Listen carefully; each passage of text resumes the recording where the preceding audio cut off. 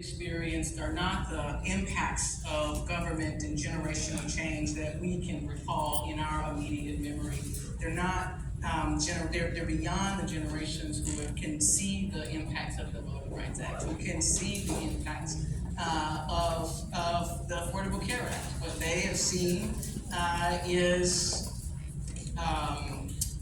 a generational pandemic. I was trying to figure out the right word I wanted to use for a different description. A generational pandemic. What they have seen is who they want to be attacked. They've seen the books in which they can learn from be restricted. They have seen what government can limit. They've not seen the scale at which it can change and impact lives. And so I think we have an opportunity, and I have a responsibility to be able to bring them closer into the conversation. So along those lines, I mean, you've been placed on two very powerful committees. You have the Senate Homeland Security Committee and the Senate Banking Committee. What are you hoping to pursue within those two jurisdictions along the lines of what you just described? Sure. So Senate banking is like we get sometimes caught by our shorthand. The totality of the committee is banking, housing, and urban affairs. So there's more than just a conversation with bank CEOs that have to take place in this committee, representing the state of California, whose number one issue is housing, affordability, and homelessness. It has been since Barbara Butler was in the U.S. Senate that our state has been represented on a very important committee, and I felt like I needed to be.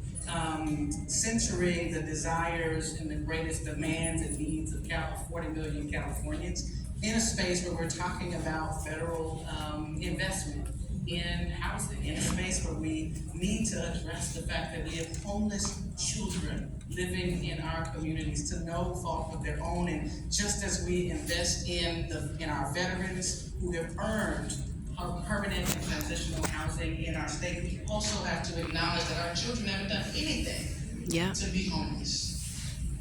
And we too need to be censoring and investing in them as well. So those are the kinds of issues that I want to address, and along with the deployment of artificial intelligence that impacts working families every single day, closing accounts. We've heard about and read these stories across the New York Times and other outlets. And so I want to make sure that everyday Americans and Californians in particular, are centered around some of the most important challenges that's facing our urban centers, as well as our rural communities.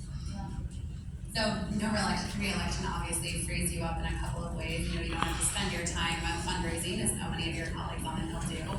And you also can be a little less filtered, I think, than someone who has their eye on the polls, their eye on how this plays with constituents. How do you plan to use that in your favor?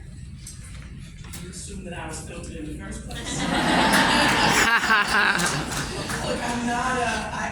I know one of the greatest gifts that Governor Newsom's appointment to me is that as much of a struggle as it was to think about what I would do with my life moving forward, and whether or not I would seek the office, one of the greatest gifts it offered me was the time for self-examination. And what I was able to gain incredible clarity around was the affirmation that I know exactly who I am. So it didn't free me up from raising money. It didn't free me up from using my voice. I will continue to raise money to fight for the future of our democracy. I will continue to use my voice for women and their right to make decisions about their own bodies. I will continue to build a platform where working people have a fair chance at working one job and being able to provide for their children and their families. And so in so many ways, Eleanor, nothing's changed for me.